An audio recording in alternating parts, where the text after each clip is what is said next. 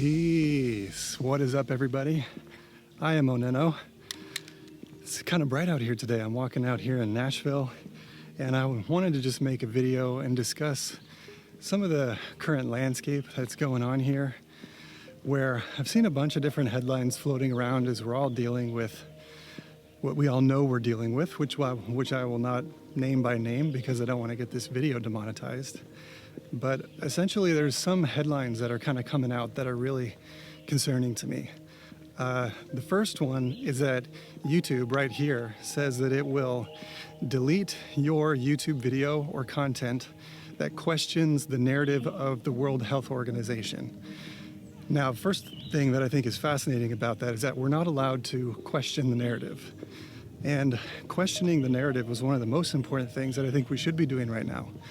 Not simply so we can all wear tinfoil hats and say, you know, that the world is ending or that there's some kind of crazy conspiracy. It's just simply because that is a deeply American thing to do. We have the rights and the freedoms to question what any figure of authority is attempting to say to us.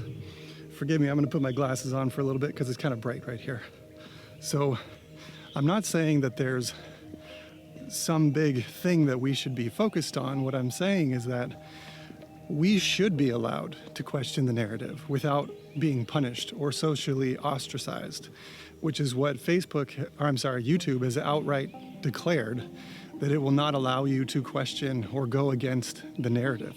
So that's already weird and concerning to me. Then today I read another article talking about how the FBI is now actually making a statement. I'm going to link to this article down below, but they're saying that the anti-vax movement, as they're terming it, is they're actually classifying that as a national security threat, and that people who are in the anti-vax movement are either operators of a Russian government or manipulated by the Russian government.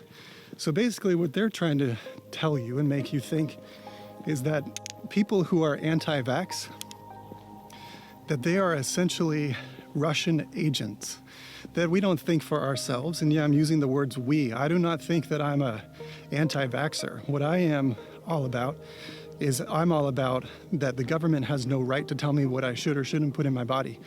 That means that I can choose a vaccination if I want one. See, this is the annoying, weird thing to me about some of this dialogue, is that the moment I say sentences like the government doesn't have the right to tell me what to put into my body, people's knee-jerk, mainstream media programmed response is that, oh, well, you don't care about the elderly, you don't care about the vulnerable and the immunocompromised. That's not what I said at all. The position that I'm standing in, the position that I'm taking, is that I have the right to choose, which then means that I could choose to get the vaccination if I want to. But also it means if I don't want to, that I don't have to do it and that no one can force me to do it.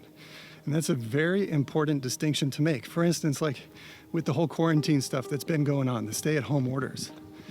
My girlfriend and I, we've been staying home. We've been doing our thing. Truth is, we're kind of homebodies anyways. I work from my home studio all the time.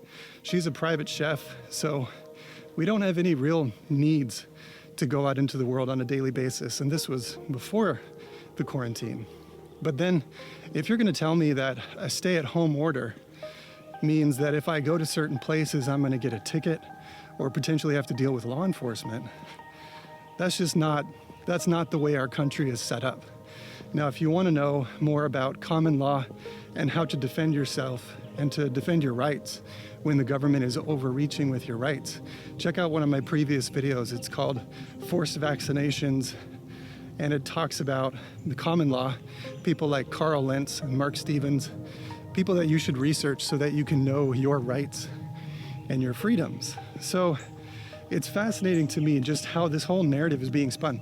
There's another article that I want to talk to you about, which is there's a tennis player, and then he declared that if forced vaccinations became a thing, in order for him to be able to play tennis any longer, he declared that he would not get the vaccination and that he would basically remove himself from being a tennis player. But this is what's fascinating to me. I then read an article, which if I can find, I'm going to link below as well, where the media, I forget which news organization wrote this article, but they said that this tennis player declares that he's anti-vax.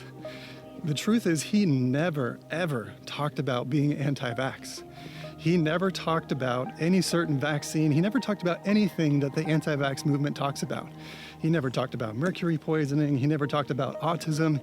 He didn't talk about any of that shit. What he talked about is that if he was forced to have to get a vaccine in order to play tennis, that he would forego his tennis career before giving up his freedoms and, in fact, not being forced to take a vaccine. Now, that's a very important distinction to make because it shows how the mainstream media is going to write their own narrative around people who question the system. So he never said anything about being anti-vax. He just questioned the system. And then everybody is labeling him as being anti-vax. So that's a fascinating and very kind of scary manipulation of the narrative. So the main point that I'm trying to make in this video is just that there is a narrative coming from the mainstream that is telling us that we do not have the rights to think for ourselves. We do not have the rights to criticize the system, which is an entirely American and wonderful thing that we should be doing, because questions are not the problem. Questions reveal that more answers need to be given. Now, when we get more answers, depending on those answers, we can all make coherent decisions to know if we are doing something that is helping us or harming us. The only people that would never want you to ask a question are people that are very, very fragile and that know that if you ask the right question, you're going to get information that they don't want you to have. So it makes me wonder, why are we not allowed to question this narrative? And of course, they have the best racket, the best catch-22 that they ever could to just say, well, it's misinformation. I don't think so. The CDC, or I think it was the World Health Organization, they said in the very beginning that we could not contract this virus from person to person, that it was not spreadable from person to person. And then they fixed their story.